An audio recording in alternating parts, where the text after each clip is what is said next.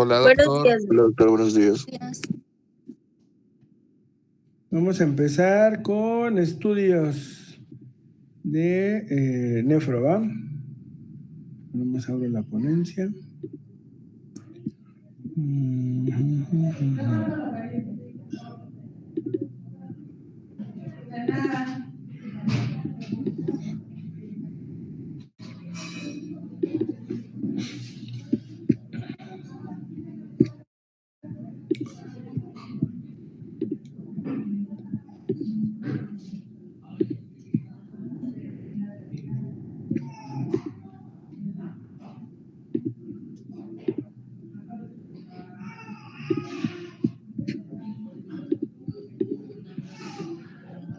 ¿Se ve mi pantalla? No, doctor. No, doctor. Ok. A ver, ¿qué dice? Tu pantalla no se ha podido compartir. A ver.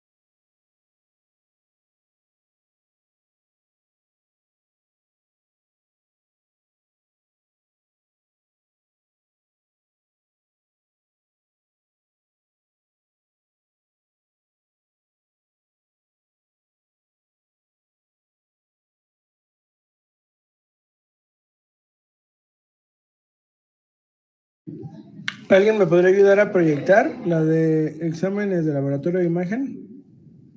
Porfa. Voy. Va. Sí, porque esta cosa nomás no jaló. No se preocupe, ahorita rápido la proyecto. Sas.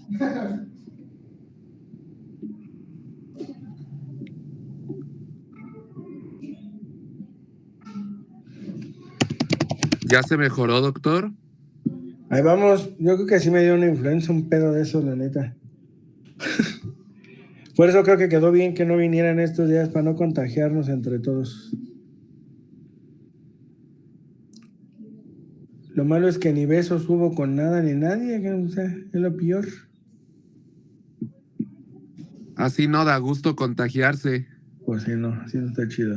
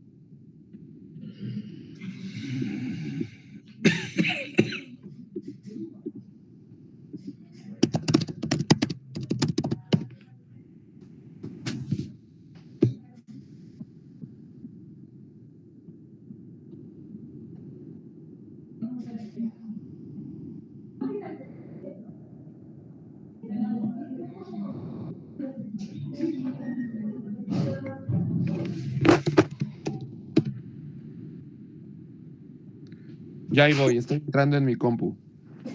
Sale.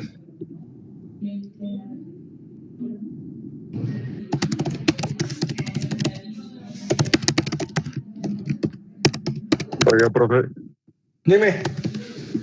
aprovechando aquí, ¿cree que nos podría proporcionar también las diapositivas de semiología de Uro? Ahí te van de una vez.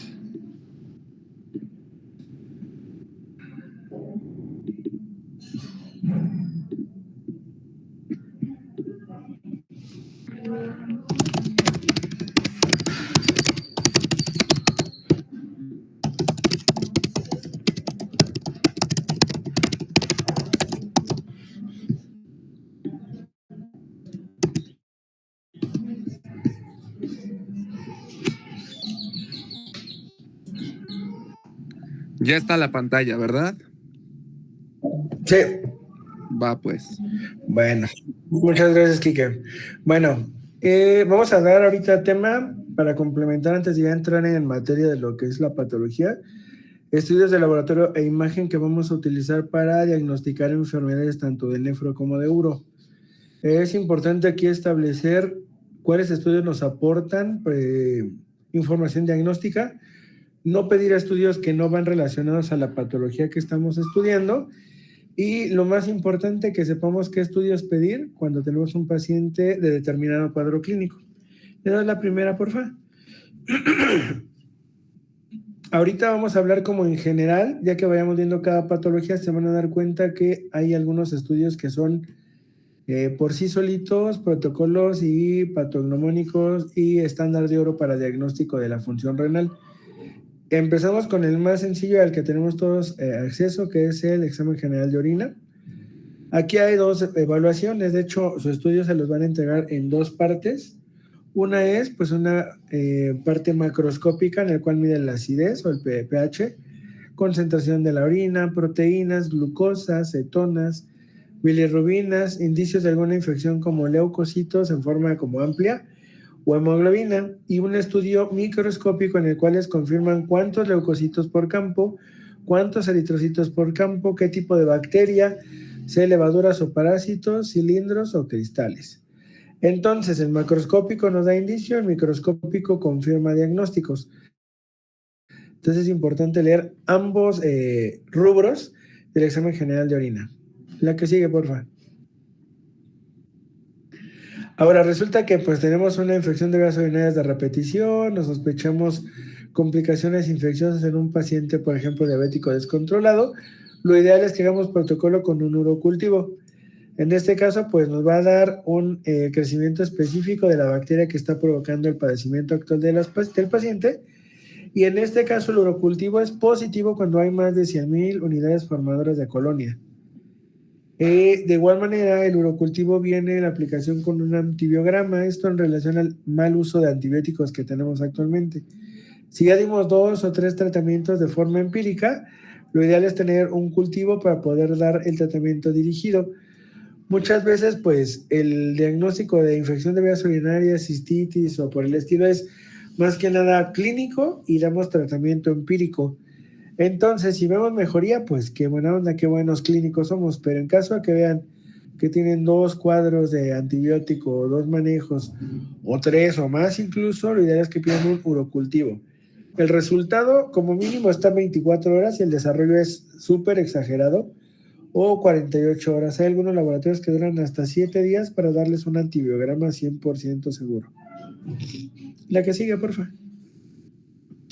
Y este estudio, que para mí es el más importante para todo nefro, para todo, la recolección de orina de 24 horas. En este es un estudio bastante simple, no invasivo, en el cual nos da oportunidad de evaluar la función renal en su totalidad.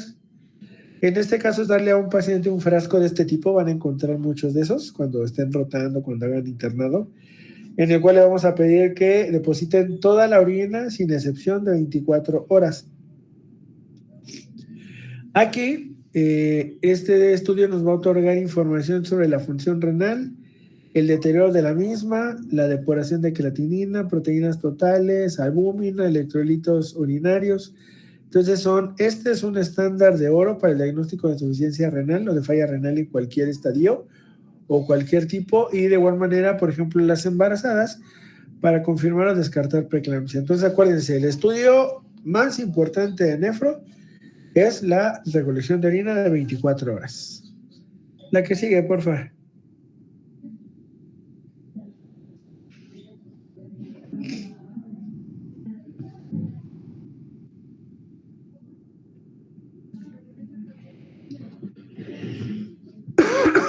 Bueno, en la orina de 24 horas, este es como un ejemplo de lo que vamos a recibir. En este caso, nos habla de la albuminuria, que cuando ustedes tengan un paciente que sospechan de insuficiencia renal, le van a pedir albúmina en orina de 24 horas. Normal es menor a 30, una muestra aislada que tomáramos en un ego mayor a 30, o el índice de proteína creatinina es el que está marcado ahí. Ahora le ponen microalbuminuria de 30 a 300 miligramos en 24 horas, es normal. De 30 a 300 miligramos en paciente aislado, de igual manera lo podemos tomar como ya de diagnóstico.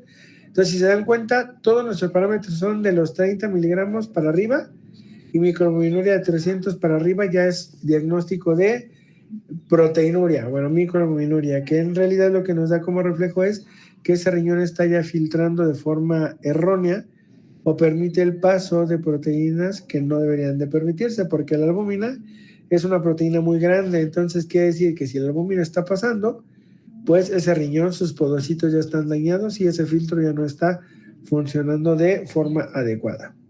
¿La que sigue? ¿Qué otro estudio nos sirve? La química sanguínea. Obviamente la glucosa, el paciente diabético tipo 2 pues va a ser nefropatía diabética. La creatinina, que en el hombre es un poquito más alta. ¿Por qué creen que es más alta la creatinina en el hombre que en la mujer? ¿Quién me dice? Mayor masa muscular. Exacto. ¿Quién dijo? ¿Quién contestó? Fue William. William, va. Sale.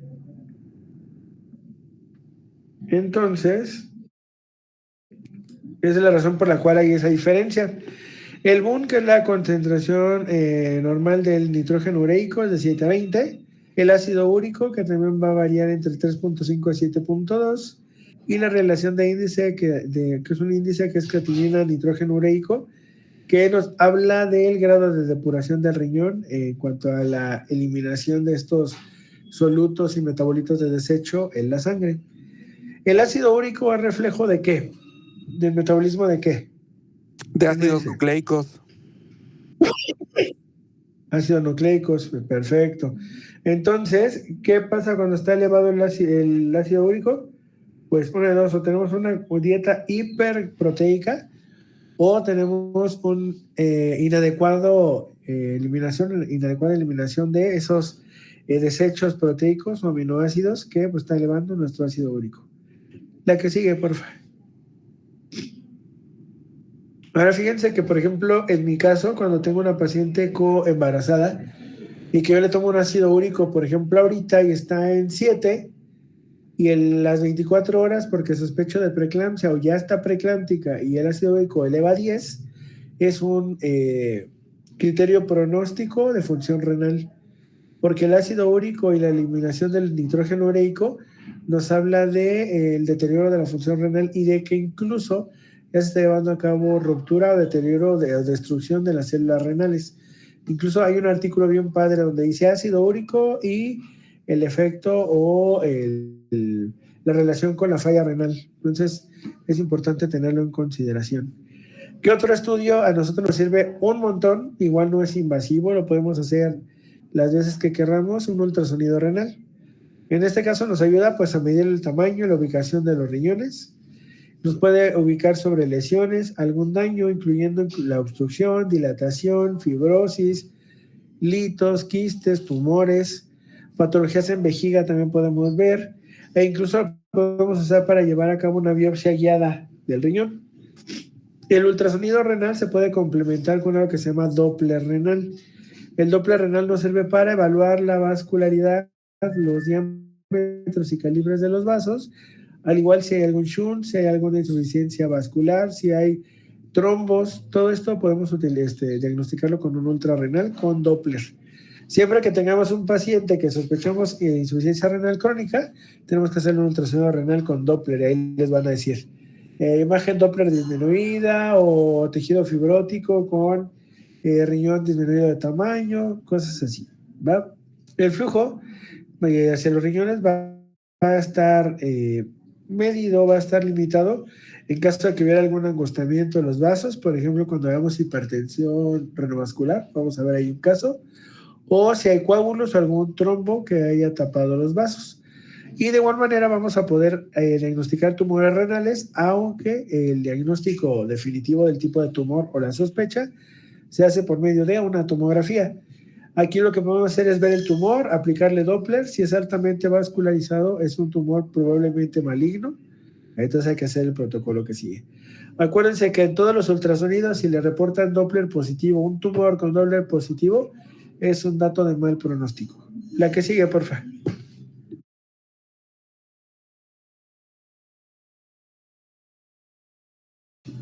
Ahora vamos con otro estudio que es la Eurotac. Este es un estudio súper detallado de todo lo que es el aparato urogenital. En este caso nos puede enseñar riñón, uretero, vejiga y hacernos incluso una reconstrucción. En este caso podemos aplicar o no aplicar medios de contraste.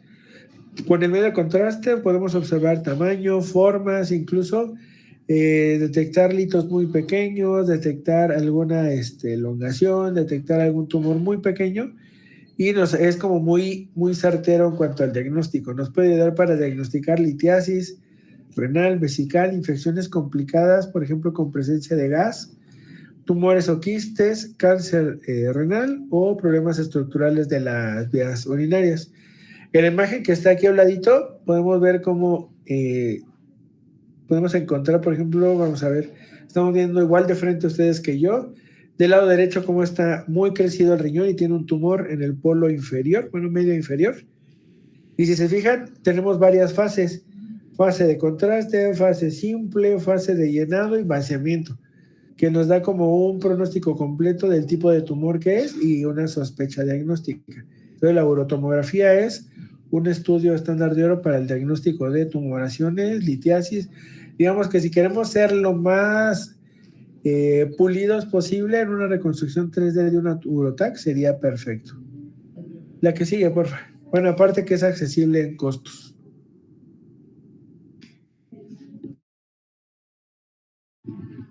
Ahora viene la otra que sería como la mamá del diagnóstico de cualquier enfermedad. De hecho, creo que a todo nivel, una resonancia magnética es un estudio súper esclarecedor. Es un estudio en el cual podemos ver estructuras de forma muy segura, muy fina, muy específica. Sin embargo, tiene como el problema el hecho del costo o limitaciones técnicas. ¿Ustedes saben alguna limitación para hacer una resonancia?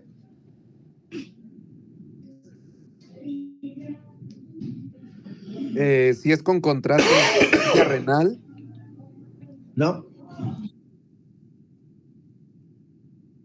Podría ser, pero fíjate que ahorita si es riesgo-beneficio, Quique, sí puedes hacerla. Pero adivinen qué, si tienen prótesis dentales, si tienen prótesis metálicas de cadera, todo eso sería como que el problemilla. doctor, un marcapasos. En marcapasos también se puede desajustar, entonces ese tipo de padecimientos no está chido, ¿no? Entonces no podemos hacerlo, nos vamos a la tomografía.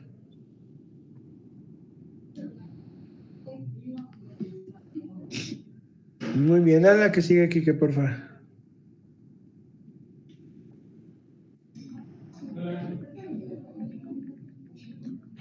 Ahora vámonos con este estudio. Este ya es muy específico. Lo van a encontrar que es muy difícil de encontrar. Estudios de urodinamia lo vamos a estudiar mucho en incontinencia o lesiones medulares. En este caso, el estudio de urodinamia evalúa la función total del tracto urinario inferior principalmente. En este caso, lo que va a evaluar es qué tan bien funcionan los esfínteres, qué tan buena tendencia al soportar llenado y vaciado, orina residual, o incluso ustedes saben que hay pacientes que tienen sección medular o que tienen daño a nivel del sistema nervioso central. Se les realiza un estudio de urodinamia para ver si son candidatos a una sonda permanente, una talla suprapúbica, o incluso si es que es posible estimular con algún proceso de electroestimulación para que vuelvan a funcionar sus esfínteres. En este caso, se pueden utilizar para crecimiento prostático, diabetes mellitus con nefropatía diabética, EBCs, enfermedades degenerativas como el Parkinson o la esclerosis múltiple, algunas enfermedades neurológicas que afectan el tracto urinario, la incontinencia femenina y masculina, infecciones de repetición, algunos niños con disfunción miccional o enfermedades neurológicas y el trauma raquimedular. ¿Sale? La que sigue. Listo. Entonces, ¿cuál es el estudio que más vamos a usar para nefro? La recolección de orina. A todos. Embarazadas, diabéticos, hipertensos, lúpicas, fibromialgias, esclerodermia, adulto mayor. Si queremos estadificar un paciente y evaluar la función renal, esa va a ser nuestra herramienta principal. ¿Va? Vamos a abrir, Quique, porfa, fisiología renal. Ok, voy. Va.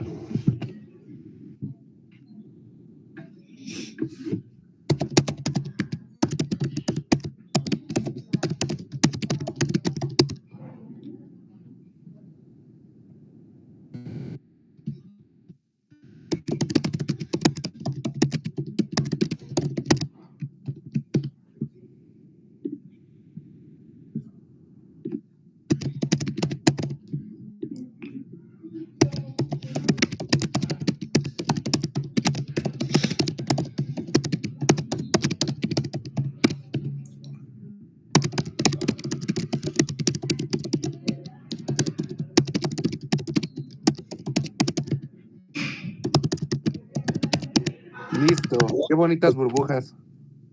Hijo. Los jabones, échale, la primera. Aquí hay un montón de cosas, pero algunas sí no sirven, algunas otras es como para conocimiento general. Principalmente aquí es darle la importancia al riñón que merece, ¿no?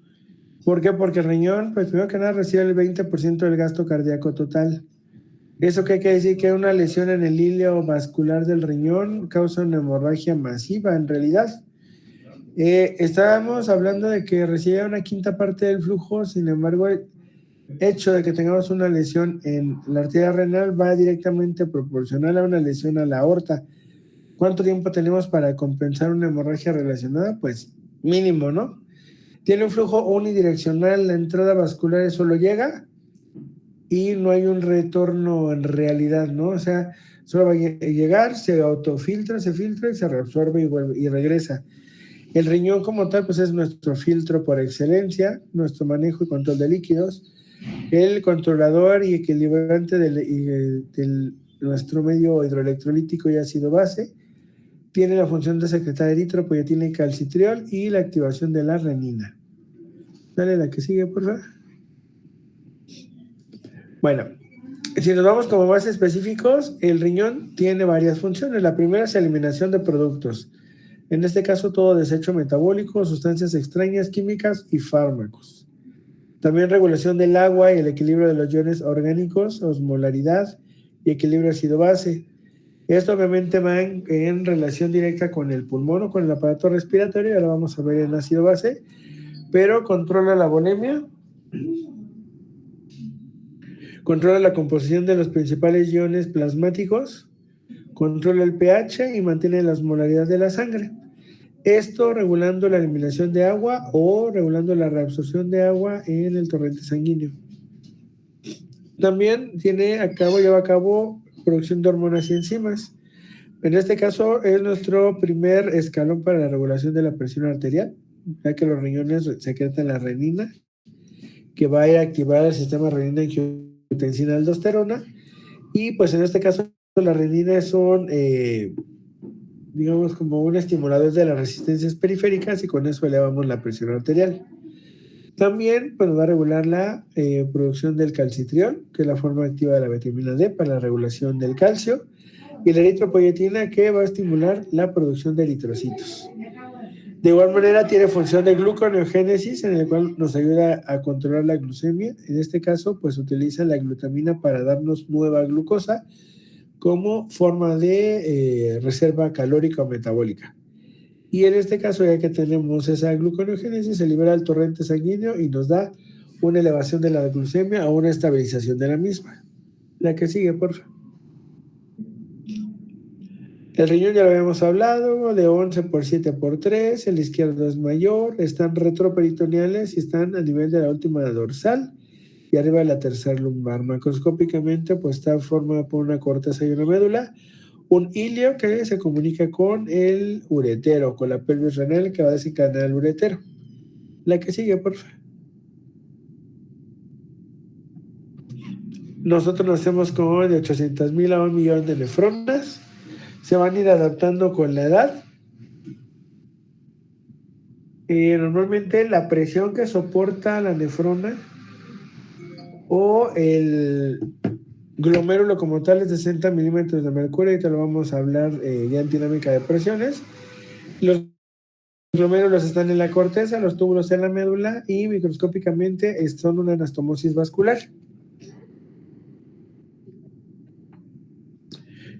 Sería la formación de sinusoides que les había platicado. Entonces es una maraña o red vascular que lo único que hace es establecer ese filtro entre sangre y orina. La que sigue, por favor. Nuestro glomérulo, acuérdense esa foto, esa imagen bien explicada, va a estar en su examen sí o sí. Entonces una arteria que entra, ¿que cuál es? ¿Quedamos? Que ahí está mal marcada si se dan cuenta. ¿Cuál entra y cuál sale? La La eferente entra, ¿no? Ajá, y la ferente sale, claro. Células de mesangio, podocitos, cápsula de Bowman, toda la luz capilar, membrana basal, mácula densa, aparato glomerular y la conexión hacia los túbulos contorneados para eliminar la orina. La que sigue, por favor.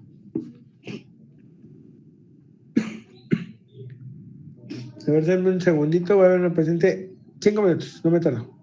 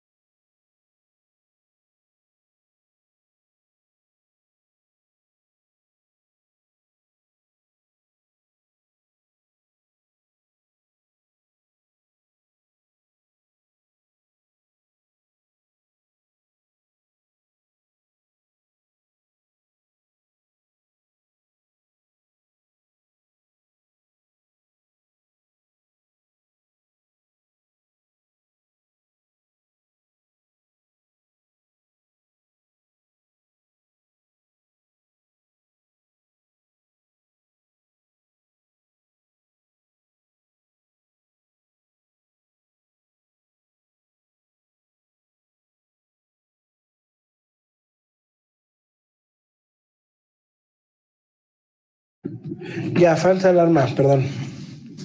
¿Íbamos en esa entonces?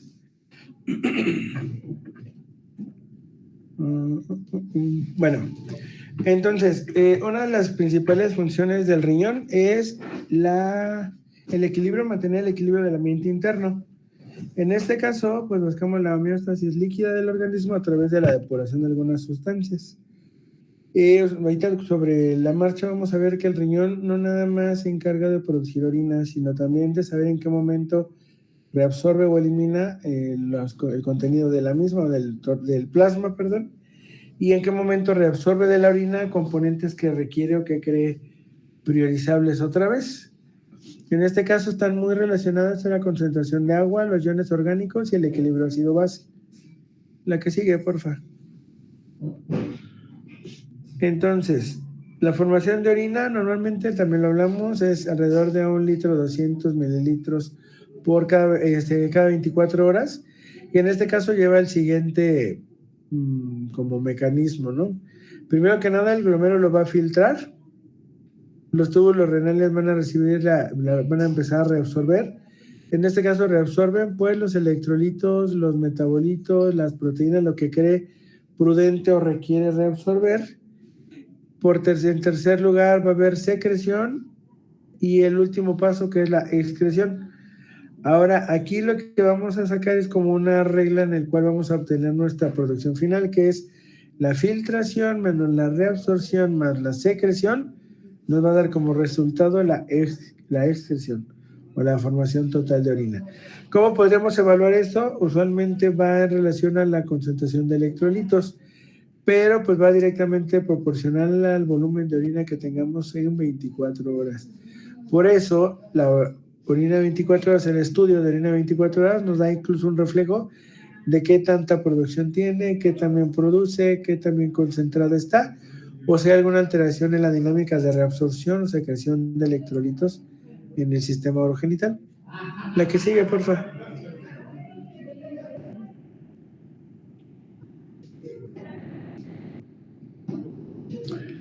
La filtración como tal es un proceso pasivo. ¿Qué quiere decir? Que no requiere energía para poderse llevar a cabo en algunos casos, que es casi la totalidad de la función. Lo vamos a ver en algún momento, por ejemplo, en algunos electrolitos que sí requieren, pero más bien concentración iónica para poderse intercambiar. No tiene un consumo energético relevante, está regulado por la presión oncótica hidrostática. ¿Qué forma la presión oncótica? ¿Quién me dice? Las proteínas. Las proteínas principalmente, perfecto. Y la hidrostática, pues los electrolitos y el agua, ¿no? Entonces, por ejemplo, han visto que hay pacientes desnutridos como los kwashiorkor que tienen edema, ¿no? ¿Por qué? Porque tienen fugas de tercer espacio, su nivel de proteínas no llega a compensar esa fuga capilar. De igual manera, las preeclámpticas muy complicadas hacen edema generalizado, edema agudo de pulmón, etc., etc., por esa alteración en la presión oncótica principalmente. Estructuras involucradas en la filtración, pues la membrana que ahora habíamos hablado, y también la membrana basal y la membrana podocitaria. ¿Ven la imagen de abajo que les comentaba que los podocitos están ahí? ¿Sí los alcanzan a ver? Que es como si fuera una red capilar, como un colador. Sí, doctor. Eso es los benditos porocitos son lo máximo que tenemos nosotros y lo descuidamos como no tenemos una idea, ¿no? Entonces, el filtrado se lleva por medio de la selección de proteínas especiales para reabsorberse. O sea, sí se tienen que reabsorber algunas, pero en determinados tamaños. La membrana basal está entre el endotelio y el epitelio de colágeno, que es un colágeno tipo 4 y 5, que tiene una carga electronegativa, entonces la difusión se lleva a cabo por cargas. Y la membrana de los podocitos es aquella encargada de filtrar aquellas proteínas o metabolitos que no pueden pasar o no pueden reingresar al filtrado. La que sigue, por favor. Entonces, de toda el glomérulo, los podocitos pues, son los encargados del ultrafiltrado. ¿Qué de malo tiene? Que pues tienen una actividad mitótica baja. ¿Eso qué quiere decir? Que si se mueren ya no se replican. También producen fibronectina, colágeno tipo 4, lamilina, paransulfato, que le van a dar la electronegatividad a la membrana. Y son elementos formes de la cápsula glomerular. Estos, al igual que esos piececillos que tienen esos como diafragmas o procesos digitales, le dan oportunidad como de extenderse y le dan esta capacidad a la cápsula de poderse distender y tener una respuesta a la presión hidrostática, ya que están firmados por actina y miosina, que eso es lo que le da la capacidad para poderse extender. De igual manera, estos podocitos lo que hacen es que su filtrado se vaya a moléculas de menos de 3 nanómetros. Agua, glucosa, algunos aminoácidos simples y desechos nitrogenados. Por eso, cuando empezamos a ver glucosa elevada, proteínas elevadas, el BUN elevado, quiere decir que pues no se está eliminando o se está reabsorbiendo de forma inadecuada. Y por carga, las moléculas mayores con las cargas diferentes, como las proteínas que son negativas, algunos oligoelementos, pues se van a mantener en el torrente sanguíneo y no permite el podocito que pueda pasar. La que sigue, por favor.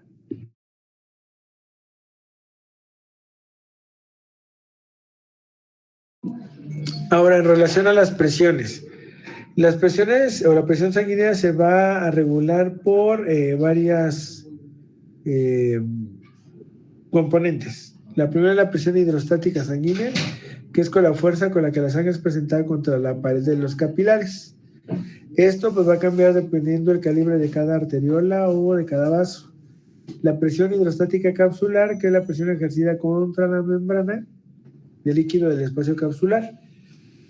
Y la presión osmótica coloidal en los capilares, que es la presión que ejercen las proteínas de la sangre. Entonces, hagan de cuenta que yo estoy metiendo en un globo, por ejemplo, en una manguera, 30 milímetros de mercurio de volumen, pero afuera mi entorno hace igual los 30 milímetros de mercurio, no va a haber un intercambio. Entonces, para poder llevar a cabo difusión, debo de bajar ya sea una u otra presión para que pueda difundir de forma pasiva el líquido de un lado a otro. Y eso depende mucho de la cantidad de solutos reabsorbidos o de la cantidad de solvente que se presente en una solución. ¿Me puedes dar la que sigue, por favor? Aquí la expresamos mejor. La presión hidrostática glomerular de la sangre es de 55 milímetros de mercurio como máximo. Recuerden que les dije que era 60 al tope. Eso es lo que recibe o lo que tolera un podocito o un glomérulo antes de romperse. Con 55 milímetros de mercurio facilita la filtración. Eso quiere decir que yo con mi presión de 55 afuera del glomérulo favorezco que la sangre entre al glomérulo y se empiece la reabsorción.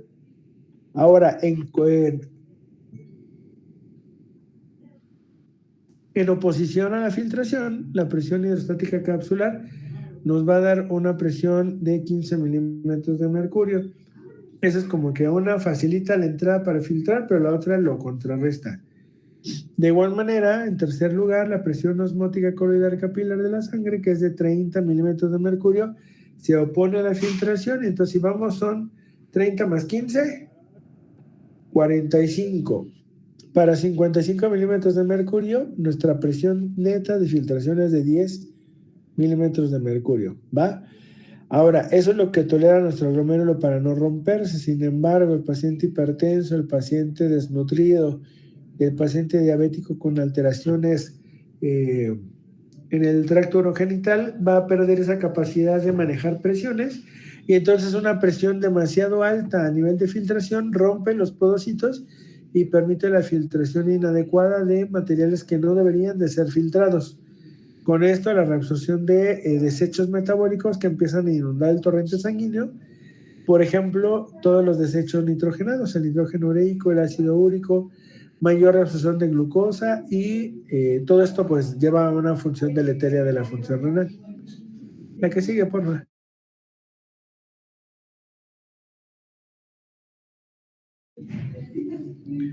¿Cómo se va a regular el filtrado glomerular? Tiene dos formas: el mecanismo control intrínseco y extrínseco. El objetivo del control intrínseco es regular directamente el filtrado glomerular a pesar de que tengamos cambios de presión.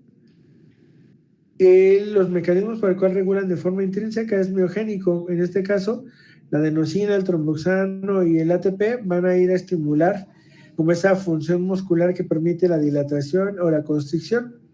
Y la mácula densa, que es uno de nuestros vasoreceptores, van a darle al cuerpo la liberación de esas catecolaminas para poder llevar a cabo la contracción de la fibra muscular del vaso, con eso aumentando, disminuyendo la resistencia y el filtrado de forma indirecta. Las condicionantes, pues normalmente es que la presión arterial se mantenga entre 80 y 180 milímetros de mercurio en una presión arterial media. Este control intrínseco se va a abolir en aquel paciente que tenga choque hipovolémico porque las presiones no permiten el filtrado de forma adecuada, ya que el riñón está sufriendo isquemia.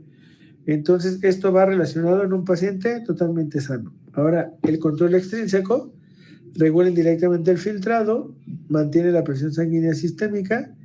Esta presión estable o esta presión normal impulsa la filtración y con eso tenemos un filtrado adecuado. Pero si la presión está alta o la presión está demasiado baja, no nos permite llevar a cabo el filtrado. Incluso pueden romper sus podocitos o entrar en edema generalizado.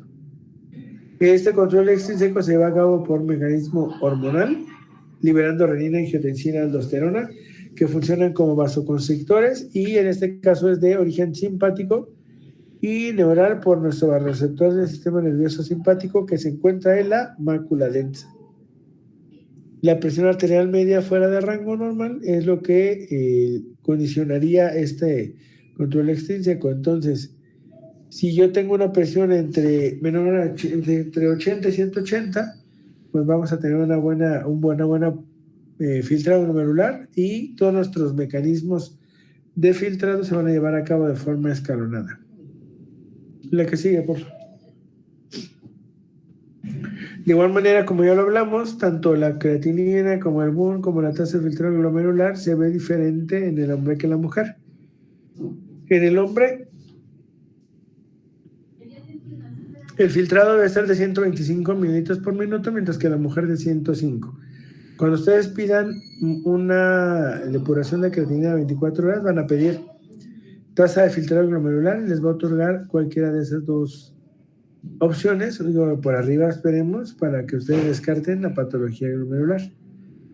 El filtrado, pues como tal, se va a meter en todos los corpúsculos y nos va a aumentar la tasa de filtrado glomerular. Y el aumento de esta tasa disminuiría la capacidad de reabsorción. ¿Por qué? Porque se mantiene como todo muy estable, entonces paramos la reabsorción y con eso disminuimos la tasa de dificultad para eliminar desechos. ¿A qué me refiero con eso? Que cuando yo tengo una tasa de filtrado normal o normal alta, lo único que hace es que pues llega algo extra o algún metabolito no favorable y pues en lugar de reabsorberlo se elimina. La que sigue, por favor.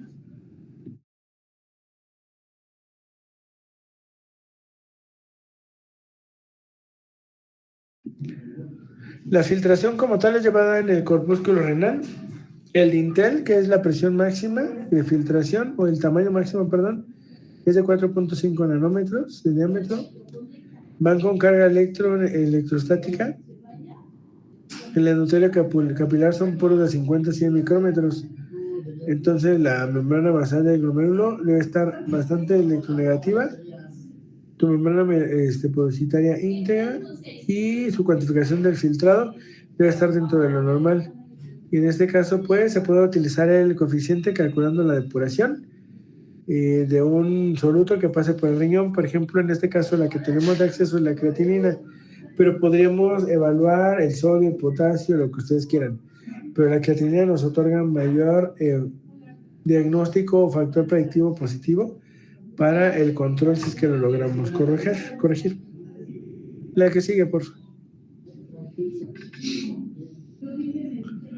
Ahora, la formación de orina se supone que cada 22 minutos recambiamos en su totalidad el flujo del cuerpo.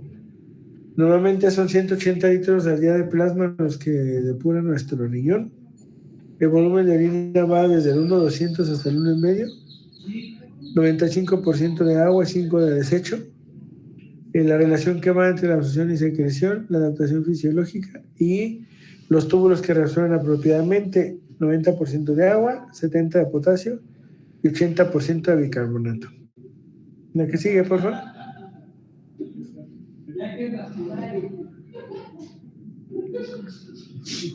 Los mecanismos de reabsorción y secreción tubulares. En este caso, los túbulos sí tienen la oportunidad de reabsorber moléculas grandes. ¿Sale? En este caso, esto va a ser llevado a cabo por endocitosis, como en la imagen.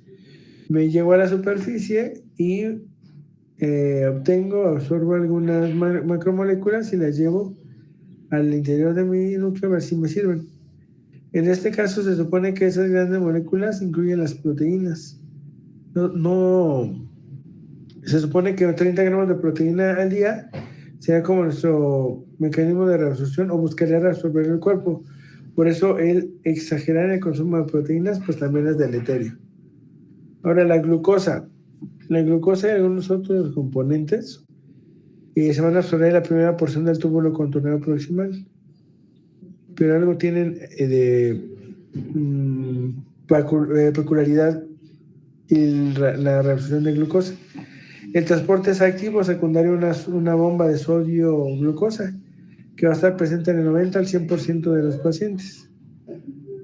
En algún momento la glucosa va a estar difundiendo por difusión pasiva y en otros elementos van a usarse una bomba. ¿Recuerdan que les dije que casi no utilizábamos recursos energéticos? Pues aquí está una bomba que se utiliza. La que sigue, por favor. En el ejemplo de un transporte, en este caso vamos a hablar de la glucosa. Está su receptor para la glucosa, que son los GLUT. Actualmente es GLUT1, GLUT2, así hasta el 7, si no me equivoco. En este caso se van a unir a dos moléculas de sodio con una molécula de glucosa y en este caso unidas al receptor de sodio y glucosa, pues lo regresan. ¿Por qué? ¿Qué pasa? Que normalmente nosotros no evaluamos cómo está la glucosa sérica, cómo está el hecho de nosotros llegar a la brava y meter un tejido en otro tejido que ya está resuelto. Entonces, la idea es que no lleven su consumo de glucosa, por ejemplo, muy alto, porque por eso el umbral de glucosa disminuye y por eso orinamos glucosa. ¿Alguien sabe cuál es el umbral urinario de la glucosa? ¿Hasta cuánto puedo tener para empezar a orinar glucosa?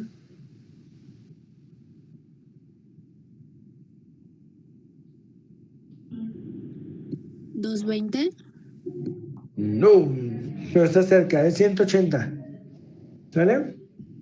180 es el umbral de glucosa. A partir de 180 te va a salir en tu examen de orina. ¿Va? La que sigue, por favor, Kike. Ahora, hay algo que se llama transporte máximo, que es aquel que logramos cuando saturamos todos los canales de sillón que queremos pasar. Y en este caso también se puede llevar a cabo de acuerdo a la reabsorción de iones y agua. Estos iones y agua se van a consumir en el túbulo proximal. Se transportan de forma pasiva por arrastre osmótico. Eso quiere decir que más concentración hacia menos concentración. Iones y nutrientes pequeños por transporte energético ligado al sodio y mantenimiento de la presión osmótica similar a la del plasma. Y el transporte de sodio como tal es el principal motor de transporte. Difunde de forma facilitada y transforma de forma activa con alto consumo energético. Eso en relación a no tener un buen consumo de glucosa, en relación a no tener un buen consumo de multivitamínicos o algún suplemento que nos ayude como a regular cada disfunción electrolítica o patología de base endocrino-metabólica, bueno, eso hace que tengamos un consumo energético alto y pues no nos repongamos de forma tan fácil. La que sigue, por favor. El transporte de sodio es un transporte por la membrana vasolateral. En este caso solo hay una bomba que se llama sodio-potasio tepeasa. Y en este caso aquí nos va a ayudar a que se eliminen 3 iones de sodio e ingresan 2 de potasio. Con eso lleva la electronegatividad la membrana intracelular. Y este sodio va a transportarse hacia la membrana apical por gradiente de la bomba sodio-potasio tepeasa, para poder llegar lo más cercano al torrente sanguíneo, poderse eliminar y poderse llevar a cabo la reabsorción adecuada del sodio. La que sigue, por favor. Ahora la reabsorción del cloro es paracelular. ¿Qué quiere decir paracelular?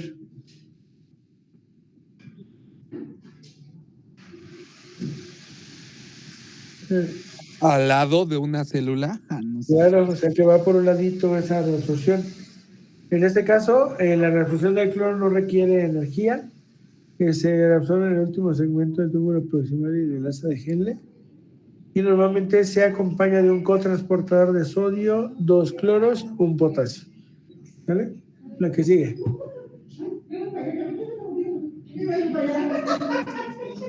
El transporte de agua.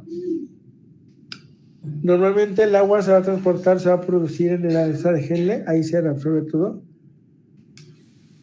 Y el asa de Henle tiene 2 como bombas de sodio, potasio, cloro y de sodio, potasio y sodio, potasio ATPasa, una apical y una vasolateral. Y de igual manera aquí es importante que sepamos que las aquaponinas nos van a ayudar a la reabsorción de agua. En el asa de Henle, la parte descendente, hay una reabsorción del 20%, con eso obviamente se lleva sodio, potasio y cloro. Y la urea, pues es el desecho del metabolismo de las proteínas, tiene una escasa reabsorción en esta porción. Entonces, en este caso, nada más era como para mencionar lo de la proteína. La que sigue.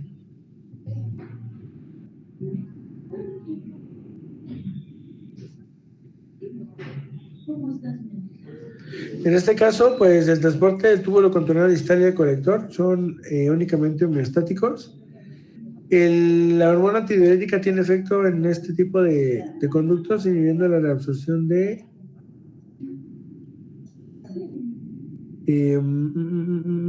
agua, perdón, y tiene efecto sobre la actividad de las aquaponinas para empezar a regular el sodio, el potasio y el calcio. Cuando la reabsorción de sodio y de agua se lleva a cabo, aumenta la reabsorción de urea, que es un metabolito que va en conjunto, y con eso va a responderse de acuerdo a la modificación de la osmolaridad del plasma. ¿Alguien sabe qué es la osmolaridad del plasma? ¿O a qué se refiere?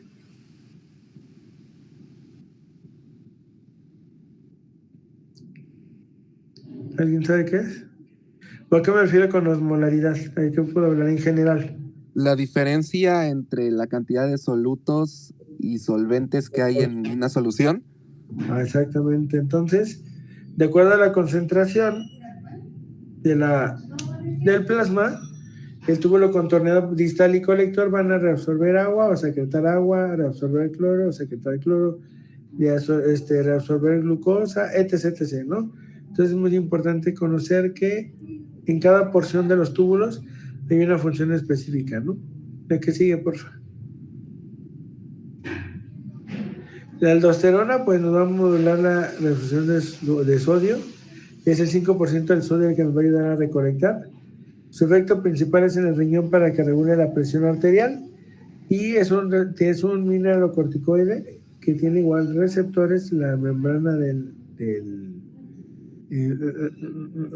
riñón, o sea, la vasolateral, y también tiene una bomba de sodio, potasio de ATPasa que nos ayuda a difundir.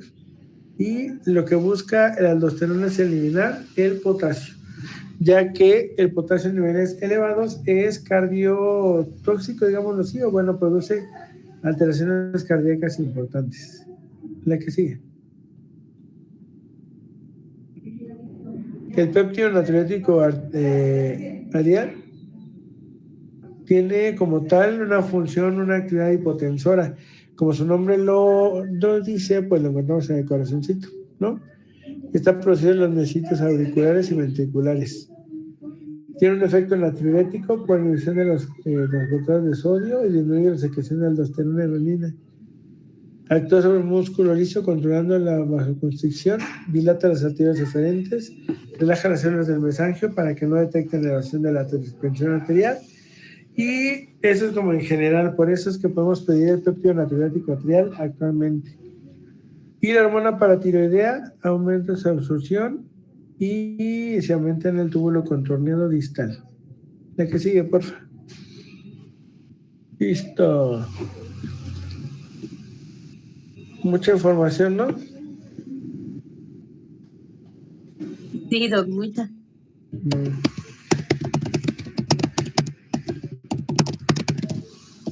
Sí. ¿Quieren que sigamos con pH o le paramos? Porque pH también está pesado. Mejor procesar esto, ¿no? Primero. Mejor proceso. ¿Sí? Va que va. Porque, bueno, que nos tocaría del parte del endocrino, ya nos tocaría la diabetes insípida para la otra, ¿no? ¿Les parece? Y doy lo de pH. Y a la siguiente semana ya tocaría ver insuficiencias renales, para que ya la vayan teniendo preparado, chamacos. ¿Va? El jueves, entonces, Vale. insuficiencia, doctor. Yo creo que ya el jueves insuficiencia renal, para el martes ver pH y diabetes insípida. Y si les parece el jueves, insuficiencia renal aguda y vemos, déjame ver la primera de, después de diabetes insípida que seguimos. Pero nos tocan las dos, ¿no, doctor? Las dos insuficiencias. Ajá, pero no creo que alcancemos a ver todas. ¿Tú crees que sí? No. ¿No?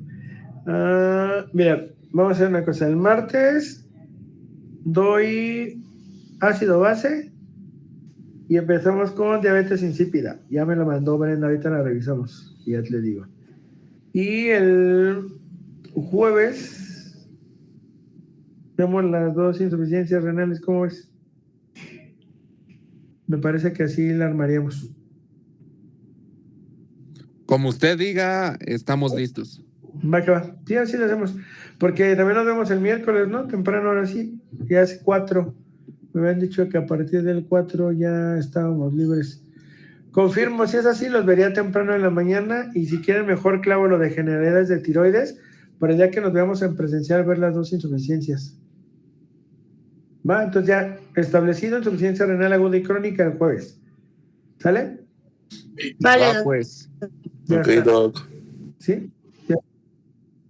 Y nos vemos entonces el martes para ver diabetes insípida, equilibrio ácido base.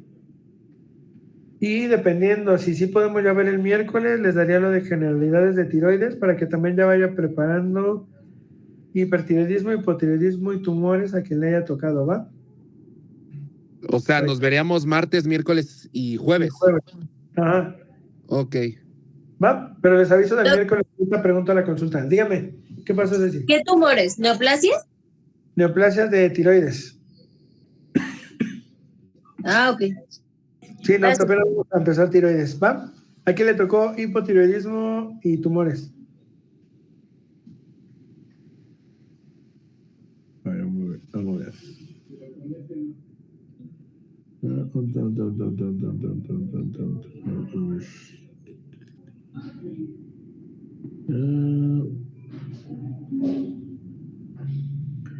Ahí les va. Hipertiroidismo a Manuel. ¿Otra vez?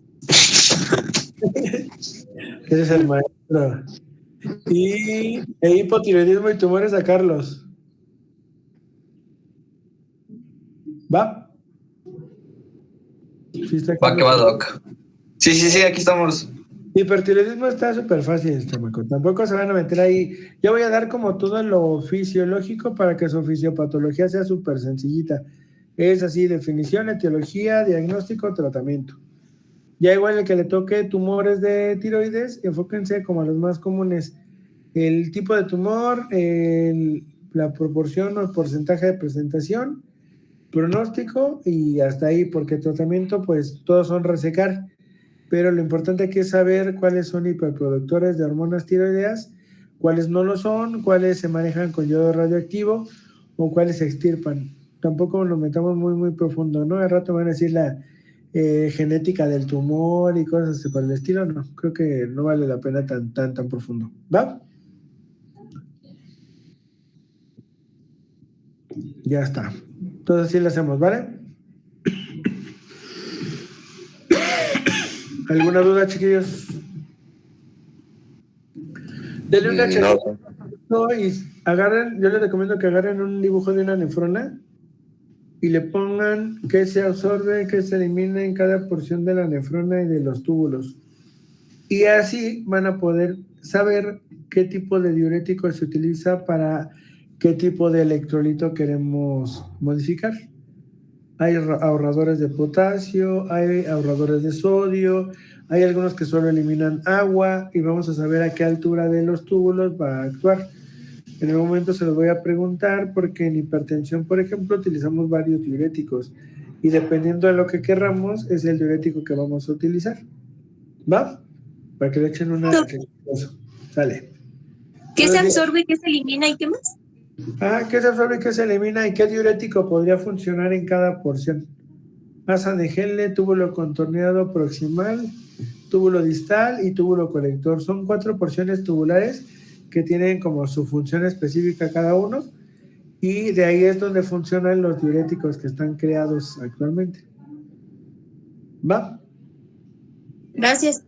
Ya está, chamacos. Todos nos vemos el martesito. Gracias, doctor. Cuídense mucho. Igualmente. Gracias. Hasta luego. Bye. Gracias. Bye.